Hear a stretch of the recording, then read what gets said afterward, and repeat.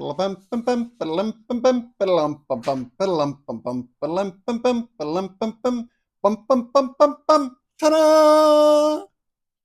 Hello and welcome back to Carl's Corner, where the production values are through the basement. Hey guys, welcome back to my little YouTube thing. And here I am with my post first phase video. So I am now 3 weeks into my 9-week protocol of my chemotherapy. And so I'm going to go through a bit of stuff. Part of it is going to be why I'm here, because it's not what you may think. And then, of course, the rest of it will be the update. Now, also, where did I put that? Oh, there it is. Sorry, microphone fell down. Haha. Okay. Did I tell you about the production values around here? Okay. Because the other part of this video as well is going to be, I have some pro tips. So for anyone that goes through chemo, these are pro tips about in the ward or when you're going to get your chemo or what have you. These are generalized tips. Doesn't matter typically what kind of chemo you're getting. If you're going to a hospital and you're getting your chemo, these might be helpful. So, where are we at? Well, as I just said, I'm through the first 3 weeks. I'm actually feeling a lot better than I thought I would be. I think part of that might be because the last 2 weeks, these previous 2 weeks, I've only had the one chemo treatment. So that has obviously helped my body to recover a bit. However, a complication has come up, and this is why I was in hospital. So about 3 days ago, which was Sunday, I came into the hospital in the morning to get a pre-scheduled blood test done. And this was required by my oncologist because it was a pre-treatment blood test for the treatment I was getting on Monday. While I was waiting, while I was waiting in the waiting area, I got a call from my oncologist's colleague telling me that they had seen, trying to remember, they'd seen some blood result or something. Oh, I know what it was. Sorry, I got the chemo fog brain. Let me backtrack a bit. So on the Saturday night, or Saturday at 4 a.m., I actually went to emergency. Now, it wasn't super critical, but what happened was my oncologist told me if my temperature reached 38 degrees or above, immediately go to emergency. Don't ask questions. Don't, don't wait for it to go down. Don't wonder. Just get yourself into emergency. And so, shorter story, my wife took my temperature and I was at 38.2 degrees. Boom. Called 911 and took the ambulance to emergency. Well, it was there that they took a blood test. They also, because of the temperature and other things, and another autoimmune disease that I have that's actually was in remission, but has now decided to come back. It caused the emergency visit to be more complex. So I had a blood test, actually had an emergency CAT scan. That was to make sure I didn't have infection, and I also had a chest x-ray for reasons I still don't understand. Anyway, all of that was done. My temperature actually came down right away. It only spiked to 38.2. It didn't stay up there. So I was in emergency, I think, for about 4 hours or so. And then I did go home. And then it was the next morning that I went to the hospital, and what I started to tell you before. Because of those tests I got done in emergency, of course, all my doctors get them. And my oncologist saw it. One of the results of the blood test was my neutrophil. So we all know we've got red blood cells and white blood cells. It's a little more complex than that. You have a couple of different red blood cells, but you have three parts to your white blood cell. One of those parts are neutrophils. Neutrophils are the actual immune part of your white cell, crucial to your immune system. And what they got back was my overall white blood count was 0.03, which would have been horrible enough. The neutrophil portion of that was 0.01. Absolutely life-threatening. If I had gotten any infection whatsoever in any way, I wouldn't be able to fight it off. So as I'm waiting to go in to get my blood test, I get the call from the oncologist colleague, and they're like, okay, we got this concern, and they're going through things. And I said, oh, okay, well, I'm just at the hospital now. I'm waiting to get oh, you're here. Yes, I'm here. Okay, well, that's actually great. We're going to admit you. I said, when? Now. She said, I'm going to try and get you a bed right now. And I'm like, oh, okay. But then, of course, we all know the healthcare system, and trying to get a bed is like pulling teeth.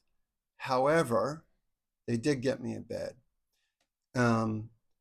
Now, because of my life-threatening situation, I couldn't just go anywhere in the hospital. So here in my hometown, the patient care center has an oncological ward, and they were able to get me my own room, which here I am to stay in. So I've been here since. So that's the update of why I'm in the hospital. I had a blood test this morning. I've had some treatment for obviously that neutrophil. Had a blood test this morning. That will determine 100% whether I have an infection or not. They're pretty sure I don't. They're quite certain I don't, but they need the confirmation by the blood test, and they will also see how much my neutrophil has come up with the treatment. That's where I'm at. And I just want to say it's kind of incredible, because I've been feeling lousy and low energy and all the rest of it, but I just put that down to chemo. Those are known effects of chemotherapy. I didn't think anything else of it. So all this other stuff that's happened, it's, and just how quickly things have kicked into place. It's been remarkable. So I'm through phase 1, ergo this. Now, just to be fair, not all of this is chemo. I had already, but it was coming out. I was losing it, and it was annoying me, so I just trimmed off what was left. All this stubble and stuff will go. So too, apparently, will my eyebrows, because let me see. Yeah, I can't see it on camera, but they're coming out. Anyway, it is what it is, right? So here we are with that. There isn't really too much to report in terms of like my cancer or my reactions or whatever.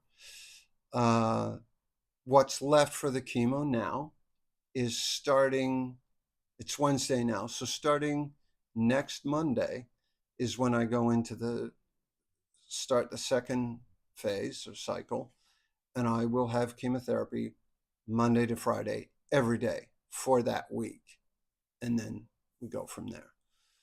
So again, I have 2 more of those. So that's basically where we're at with that. Okay, now I would like to share with you some pro tips I have, because what I found, um, these are just kind of quality of life tips to make it as comfortable as possible in a kind of a not so comfortable situation getting chemotherapy. And by uncomfortable, what I mean is, um, I mean, yeah, sure, the chair is really comfy and the staff are incredible, but let's face it, chemotherapy sucks. Anyway, so here we go with the tips. The most important thing, well, they're all important, is wear the most comfortable clothes you have. Nobody in there is, there's no peer pressure in your style of what you're wearing. There's no dress code. Um, for instance, I wear really comfortable shirts. I wear pants, and I wear flip flops, or they're called sliders in Australia. And I wear them with socks just to keep my feet warm. But that's really comfortable. And I do that too because when you're in the chair, you can take those off. They give you a warm blanket. Again, just makes your life so much easier. And then when you're done, you just put them on again. The next thing is take snacks. Um, I typically take some fruit, like some oranges or what have you, just, to stave off any kind of hunger you might have. Very important also is do not eat a heavy breakfast before you go to chemo, right? Because, um, I mean, everybody's protocol is different. I'm on the aggressive one, like I told you. So these weeks where I'm going Monday to Friday, they're like 4-hour sessions. So that's why I take some snacks. That's why, I'm doing all these things. And I don't eat a heavy breakfast because I don't want to be laying in that bed going, oh. So that's that. Next one. This I learned the hard way. Men, shave your forearms, or don't necessarily shave them, but trim the arm hair really close. So one of the things they do tell you is do not use razors like non-electrical razors because you run the risk of nicking yourself or cutting yourself, which of course is a portal to infection. So with an electric clipper, what I did was kind of, it's hard to see here, but anyway, I trimmed my forearms because the first time they put the IV in, and yeah, it when they took it out, because they stick it to you really good so it doesn't move, right? And when they took that off, it hurt a little bit. And guys are wimps too. So anyway, moving on. Bring entertainment. Like you're gonna be there for a while. Bring a book. Although I found, with the chemo, foggy brain or whatever, my concentration level isn't quite there for reading.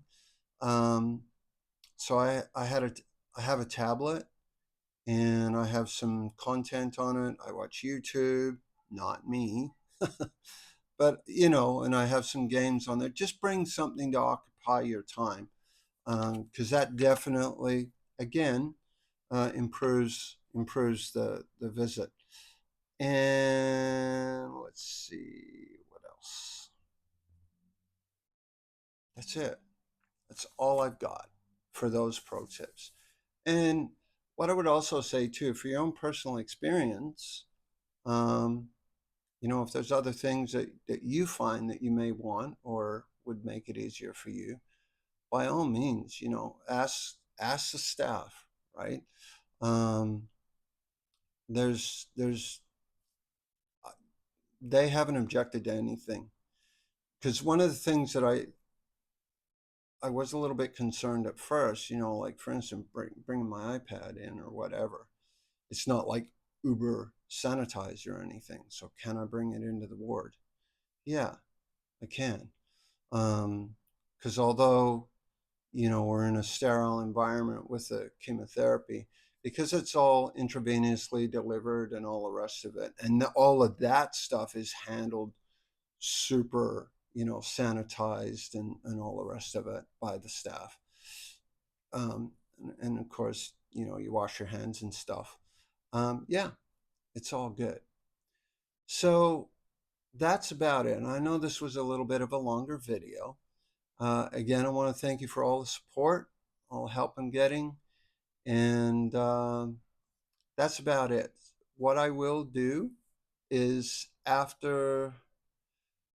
maybe after, I'm not sure when the next video will go out, because I always want to try and deliver content, new content that's helpful, of course, and informative, like I've said before. So now that I've gone through the first phase, I mean, the next two are just, copy and paste kind of thing. So yeah, we'll see what happens. But again, thank you so much, and I'll talk to you later. Bye for now.